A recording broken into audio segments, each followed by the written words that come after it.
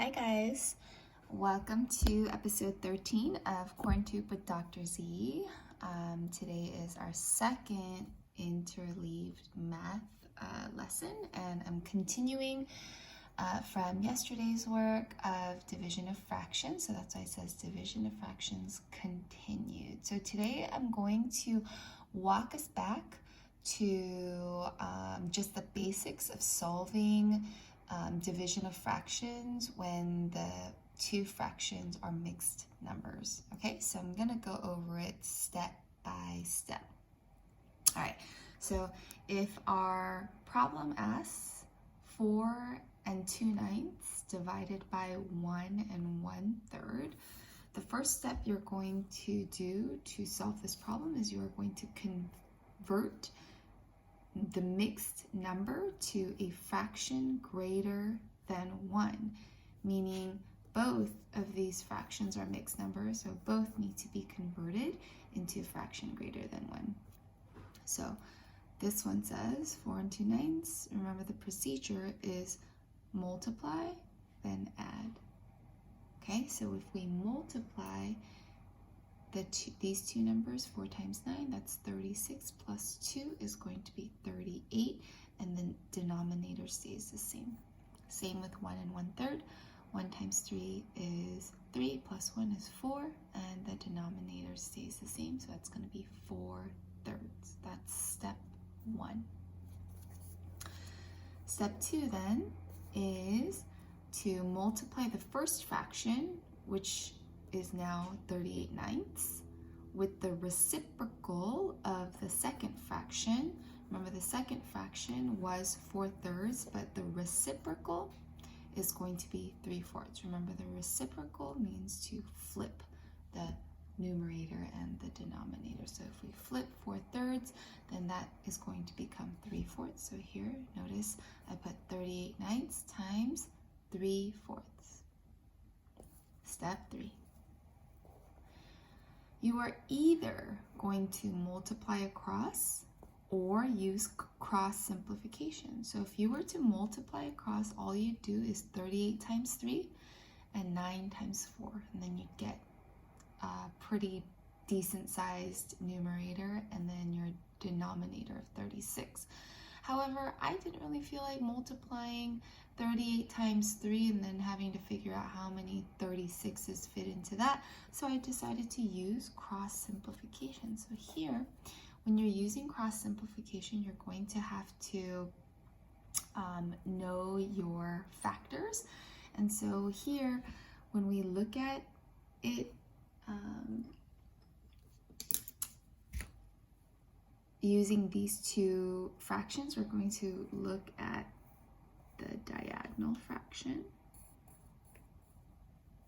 Okay, so the multiplication sign already kind of leads us into the two fractions, the two numbers that we're going to be looking at. So we're going to see what factor does 4 and 38 have in common. I figured out that the factor is 2. So 4 divided by 2 is 2, and 38 divided by 2 is 19. When I'm looking at the numbers 3 and 9, I'm thinking, what factor does 3 and 9 have in common? And that is 3, the factor 3. And so if I do 3 divided by 3, that's 1. 9 divided by 3, that's 3. So now, if you notice these circled numbers, it's kind of light on the video, so let me darken it a little bit. So now, instead of having to deal with 38 times 3 and 9 times 4, which are slightly larger numbers, I now only have to deal with 19 times 1 and 3 times 2, right? So I put, after you go through this process of cross simplification, then you're going to multiply across, and the numbers are a lot friendlier now. Finally, step 4, we have 19 over 3, 19/3, times 1/2, and then if we multiply across, we're going to get 19/6. Now, this answer of 19/6 is not incorrect. It's just that When we're writing our complete and final answer, we do not want to leave our fraction as a fraction greater than 1. We want to show the wholes. Therefore, we see that we have 3 wholes and 1/6 remaining. How do we get 3 wholes? If I write it out, let me see if I have space right here, right? So we're thinking, how many 6 sixes fit in 19/6, right? So I'm gonna write 6 plus 6 plus 6. When we're adding fractions with like denominators, the denominator always stays the same. We're going to add 6 plus 6 plus 6. That's going to be 18 over 6, 18/6, which is going to equal to 3 wholes. This is where we got the 3 wholes from. But wait a minute, we're looking at 19/6, which means we need 1 extra 6 to convert this fraction greater than a whole properly to a mixed number. Okay, so once again, I'm going to go over the steps one more time, because this time I'm not going to forget to attach the worksheet to that corresponds to this video. Sorry about that. Sometimes things just happen. I'm sure all of you were not sorry about that at all. But today I'm going to make sure I attach that practice worksheet to our assignment. So I'm just going to go over this one more time. So remember, number 1, convert your mixed fraction to a fraction greater than 1.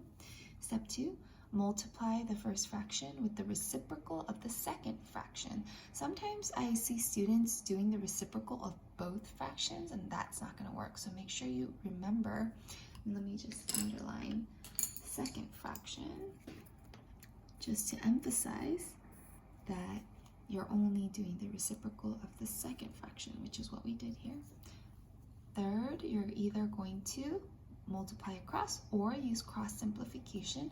In my example, I use cross simplification because I wanted to make the numbers that I multiply across friendlier, which in this case I did. And finally, the fourth step is to multiply across with the new denominator, with the new numerator and denominators. Okay, so here I multiplied across.